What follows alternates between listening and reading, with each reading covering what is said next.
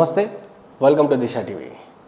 తెలంగాణ రక్షణ సేన అదేవిధంగా తెలంగాణ రాజ్యాధికార పార్టీ మధ్య కూడా మాటల వాగ్వాదం నడుస్తూ ఉంది. అటు తెలంగాణ రాజ్యాధికార పార్టీ చీఫ్ ఎవరైతే తీర్మార్ మల్లన్న ఉన్నారో, తెలంగాణ రక్షణ సేన అధ్యక్షురాలు ఎవరైతే కవిత గారు ఉన్నారో, తను మీడియా వాళ్ళందరికీ కూడా డబ్బులు ఇచ్చేసి అదేవిధంగా అందరినీ మేనేజ్ చేస్తూ ఉంది, నా పైన నెగిటివ్ ప్రచారం చేపిస్తూ ఉంది, నేను మంచి చేస్తే చూపెట్టట్లేదు, చెడు చేస్తే చూపెట్టే విధంగా మీడియా అంతా ట్రాప్ చేసిందని కూడా చెప్పడం జరిగింది. మాట్లాడదాం ఇదే అంశం పైన మనతో పాటు మాట్లాడడానికి రూప్ సింగ్ నాయక్ గారు ఉన్నారు, ఎవరైతే తెలంగాణ రక్షణ సేన రాష్ట్ర నాయకులు రూప్ సింగ్ నాయక్ గారు ఉన్నారు. వారితో మాట్లాడే ప్రయత్నం చేద్దాం. అన్న, చెప్పండి, ఆయన చెప్తున్నటువంటి మాటను ఎట్లా చూస్తారు మీరు? ముందుగా దిశ టీవీ యాజమాన్యానికి ప్రేక్షకులకు ఉదయపూర్వక నమస్కారాలు. తీన్మార్ మల్లన్న అంటే చింతపండు నవీన్ గారు, ఆయన యొక్క భాష, ఆయన యొక్క విధానం ఎలా ఉందంటే మొత్తం మీడియానే తప్పుపట్టేటువంటి దుష్ప్రచారం చేస్తూ ఉన్నారు. అంటే మీడియా అంతా అమ్ముడుపోయేది, డబ్బులు తీసుకొనే మీడియా వార్తలు రాస్తుంది, డబ్బులు లేకుండా మీడియా ప్రచారమే చేయట్లేదు. అంటే మొత్తం మీడియా వ్యవస్థ అంతా కూడా డబ్బులకు అమ్ముడుపోయే విధంగా ఉంది అనేది ఆయన చేస్తున్నటువంటి ఆరోపణ. దీన్ని మేము తెలంగాణ రక్షణ సమితిగా పూర్తిగా ఖండిస్తూ ఉన్నాం. అదేవిధంగా ఆయన అమ్ముడుపోవడంతో పాటు కవితమ్మ గారిని ప్రధానంగా ఎజెండా పెట్టి కవితమ్మ గారే మొత్తం మీడియాను డబ్బులు ఇచ్చి మేనేజ్ చేస్తుంది అనేటువంటి పదంతో ఆయన ఆ విధంగా మాట్లాడుతూ ఉన్నాడు.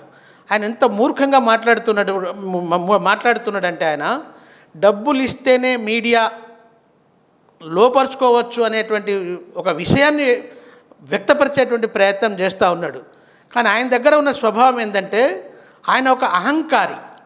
ఆయన తప్ప ఇంకో రెండో స్థాయి నాయకుడు ఎవరు కూడా ఎదగకూడదు. ఎవరు వచ్చినా వాళ్లను చీపురు పుల్ల కంటే హీనంగా చూసేటువంటి స్వభావం తీన్మార్ మల్లన్నది. మీడియా వాళ్ళు వస్తే ఆయన ఆఫీస్కి వెళ్ళినా, లేకపోతే ఆయన ప్రెస్ మీట్ పెట్టినా, లేకపోతే ఆయన ఒక మీటింగ్ పెట్టినా, మీడియా వాళ్లకు కనీసం నీళ్లు ఏర్పాటు చేయలేనటువంటి దద్దమ్మ తీన్మార్ మల్లన్న. అలాంటి మల్లన్న ఇలా మీడియా పట్ల, కవితమ్మ గారి పట్ల నోటికొచ్చినట్లు మాట్లాడడాన్ని మేము తీవ్రంగా ఖండిస్తూ ఉన్నాం. ఇక్కడ కవితమ్మ గారు యావత్ సమాజానికి అనుకూలంగా పనిచేయడంతో పాటు అన్ని వర్గాలకు, సామాజిక వర్గాల్లో ఉన్నటువంటి చెంచుపేటలో కూడా వెళ్ళి కూర్చొని చెంచు వాళ్లతో భోజనం చేసేటువంటి స్వభావం ఇవాళ కవితమ్మ గారిది. అదేవిధంగా ఎరకల సమాజంలో ఎరకల నాంచారమ్మ ఫంక్షన్ పూజలో వెళ్ళి ఆ దేవతతో సహా అక్కడ ఉండేటువంటి వాళ్ళ ఆ ఎరకల కమ్యూనిటీల మధ్యన కూర్చొని భోజనం చేసేటువంటి స్వభావం కవితమ్మది. అసలు కవితమ్మ గురించి మాట్లాడే నైతిక అర్హత అసలు ఆయనకు ఎటువంటి హక్కు, శక్తి, అధికారం లేదు. కానీ తను తెలంగాణ రాజ్యాధికారి పార్టీ అని పెట్టుకున్నాడు. ఆ పార్టీ ద్వారా ప్రజలకు ఏం మేలు చేయాలని చూడాలి, ఆ పార్టీ డెవలప్ కోసం ఆలోచించాలి. కానీ అవన్నీ పక్కకు పెట్టి ఇటు మీడియాను, ఇటు కవితమ్మను టార్గెట్ చేసి మాట్లాడడం అంటే ఆయనకు అర్థమైపోయింది.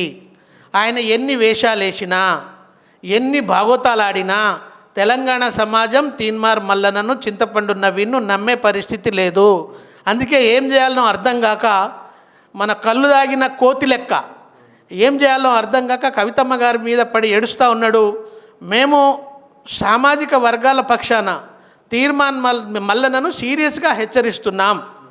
ఇప్పటికే నీకు తగినటువంటి గుణపాఠం చెప్పినాం, తగిన బుద్ధి చెప్పినాం.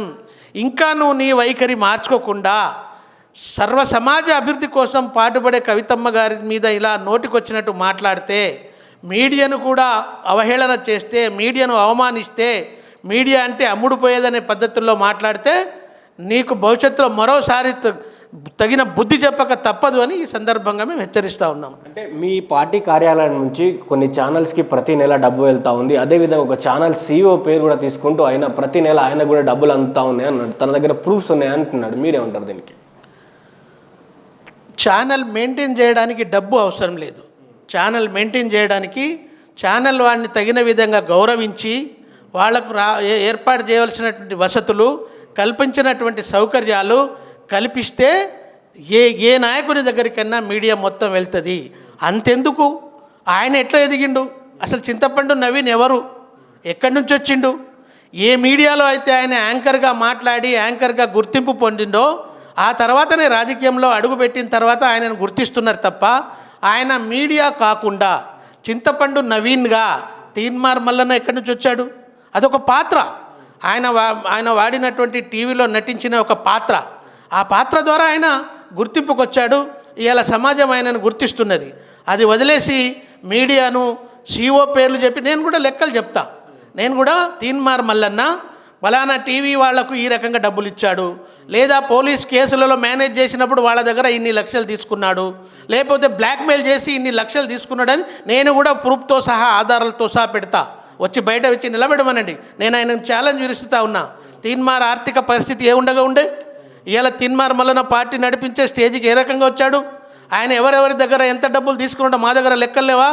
నేను కూడా బయట సమాజంలో నిలబడి చూపిస్తా, ప్రతి లెక్క చెప్తా, దానికి జవాబు చెప్పమను.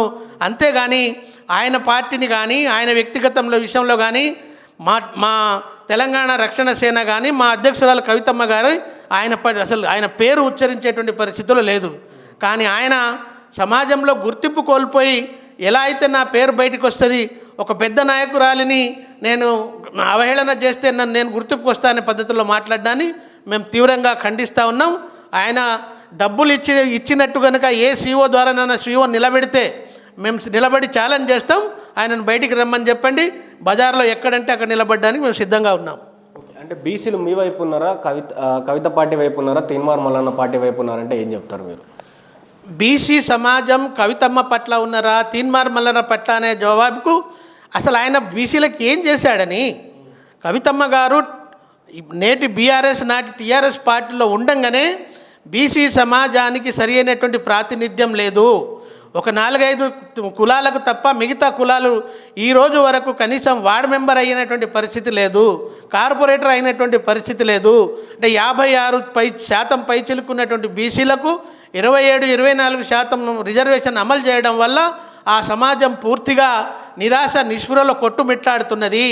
ఆ బీసీ సమాజానికి రిజర్వేషన్ కావాలని ఏనాడో గొంతు ఎత్తింది. ఆ గొంతును ఆధారంగా చేసుకునే 2023లో కాంగ్రెస్ పార్టీ 42% ఇస్తామని కామారెడ్డి డిక్లరేషన్లో చెప్పింది. ఆ డిక్లరేషన్ ప్రకారం అమలు చేయమని ఆమె పోరాటం చేస్తూ ఉంటే ఇవాళ మీకు తెలుసు సుమారు 112 కులాలు ఉన్నాయి బీసీలో. ఆ 112 కులాల నుంచి 78 కులాలు ఇవాళ కవితమ్మ ఎంబడి నడుస్తున్నాయి. ఓన్లీ 1-2 కులాలు అనేది కాదు. ఇవాళ తెలంగాణ వ్యాపితంగా 33 జిల్లాల్లో రౌండ్ టేబుల్ సమావేశాలు పెట్టి బీసీలకు 42% అమలు చేయాలని కవితమ్మ గారు గొంతెత్తిన రోజు 78 కులాలు కవితమ్మ వెనకాల నడిచినాయి. ఈరోజు కవి అదే స్టాండ్లో ఉన్నాయి. కాబట్టి ఇంకా తీన్మార్ మల్లన్నకు బీసీకి సంబంధమే లేదు, ఆయన మాట్లాడే అర్హతనే లేదు. కేవలం ఉన్నత కులం అనేటువంటి ఒకే ఒక్క పేరుతో కవితమ్మ గారిని కించపరచాలి, అవమానపరచాలనేటువంటి దురుద్దేశం తప్ప వేరే ఉద్దేశం ఆయనకు లేదు. కవితమ్మ గారిది ఉన్నత కులమే కావచ్చు, కానీ ఆమె కోరుతున్నది అణగారిన వర్గాల అభ్యున్నతి, సామాజిక వర్గాల అభ్యున్నతి. అందుకని ఆ స్థాయిని అందుకునే అర్హత లేదు. ఆయన వెంబడి బీసీ వాళ్ళు ఎవరు లేరు. సంపూర్ణంగా కవితమ్మ నాయకత్వాన్ని విశ్వసిస్తూ ఉన్నారు. 78 బీసీ కులాలు ఇవాళ కవితమ్మ వెంబడి నడుస్తూ ఉన్నాయి. తమిళనాడు రాజకీయాలు ఒకసారి మనం చూసుకున్నట్లయితే విజయ్ అధికారంలోకి రావడం జరిగింది. 2 సంవత్సరాల తర్వాత పార్టీ పెట్టి 2 సంవత్సరాల్లోనే అధికారంలోకి రావడం జరిగింది. ఇప్పుడు కవిత గారు కూడా పార్టీ పెట్టారు, ఇంకో 2 సంవత్సరాల టైం ఉంది. మరి ఇక్కడ కూడా అదే సీన్ రిపీట్ అయ్యే అవకాశం ఉందా? మరి కవిత గారు ఎలాంటి స్ట్రాటజీతో పోయే అవకాశం ఉంది? 100% కవితమ్మ గారే స్వయంగా ఈ తెలంగాణ రాష్ట్ర ప్రజలను అప్పీల్ చేసుకున్నారు. నేను ఒక కొత్త తరహా రాజకీయాన్ని తెలంగాణలో స్థాపిస్తా, ముఖ్యంగా యువతకు మహిళలకు అత్యంత ప్రాధాన్యత ఇస్తా, అలాగే ఏ కులాలైతే ఇప్పటి వరకు రాజకీయ ప్రాతినిధ్యాన్ని పొందిలేవో ఆ అన్ని కులాలకు ప్రాతినిధ్యం కల్పిస్తా. అది ఎస్సీ, ఎస్టీ, బీసీ ఏవైనా కావచ్చు. ఇవాళ ఎస్టీలో రిజర్వేషన్ వస్తే 2-3 కులాలే బయటకు వస్తున్నాయి. మిగతా ఇంకా 10-14 కులాలు ఇంకా అడవిలోనే ఉండిపోయేటువంటి పరిస్థితి ఉన్నది. అదేవిధంగా బీసీలో 4-5 కులాలే, 112లో 4-5 కులాలే కాస్త ఉనికి కనిపిస్తూ ఉన్నది. మిగతా కులాలన్నిటి కూడా అది సంచార బీసీలైనా లేకపోతే ఎంబీసీలైనా వీళ్ళెవరికి కూడా ఇంకా రాజకీయ ప్రాతినిధ్యం లేదు. వాళ్ళందరికీ కల్పిస్తా. ఈ విధంగా ప్రతి సమాజానికి, సమాజంలో ఉన్న ప్రతి ఒక్కరికి తగినటువంటి ప్రాతినిధ్యం చేయడమే నా బాధ్యత అని చెప్పారు. యావత్ సమాజం కవితమ్మను విశ్వసిస్తూ ఉన్నారు. చెప్పలేం, కవితమ్మ గారే స్వయంగా చెప్పారు, ఈ 2 సంవత్సరాల్లో తర్వాత వచ్చేటువంటి ఎన్నికల్లో అయితే సమాజం అంగీకరిస్తే కింగ్ అవుతా, లేదంటేనేమో కింగ్ మేకర్ అవుతా అని స్వయంగా చెప్పారు. కాబట్టి మాకు సంపూర్ణ విశ్వాసం ఉంది ఎట్టి పరిస్థితిలో రానున్న ఈ 2.5 సంవత్సరాల తర్వాత వచ్చేటువంటి ఎన్నికల్లో తెలంగాణలో తెలంగాణ రక్షణ సేన ప్రభుత్వాన్ని ఏర్పాటు చేస్తుంది. ప్రజలు ఆ రకంగా స్వాగతిస్తున్నారు అని మేము నమ్ముతా ఉన్నాం.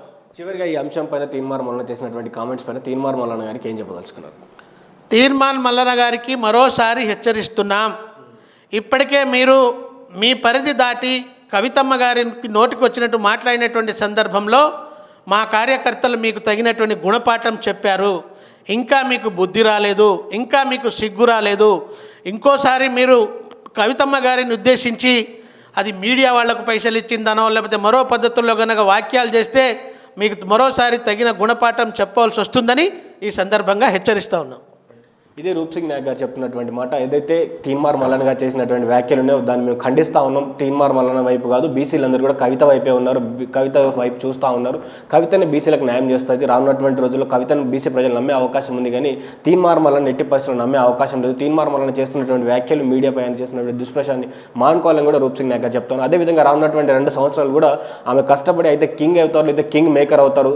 తీన్మార్ మల్లన్నకు గతంలో చెప్పినటువంటి ఏదైతే గుణపాఠం ఉందో మళ్ళీ చెప్పే అవకాశం రానియకుండా చూసుకోవాలి, ఆ మాటల్ని సంహరించుకోవాలని కూడా రూప్ సింగ్ నాయక్ చెప్తా ఉన్నారు. మరి చూద్దాం తీన్మార్ మల్లన్న కావచ్చు, తీన్మార్ మల్లన్న టీం కావచ్చు దీనికి ఏ విధంగా స్పందిస్తారు. చూస్తుండండి దిశ టీవీ. నేను మీ journalist Srikanth with video journalist Prashanth.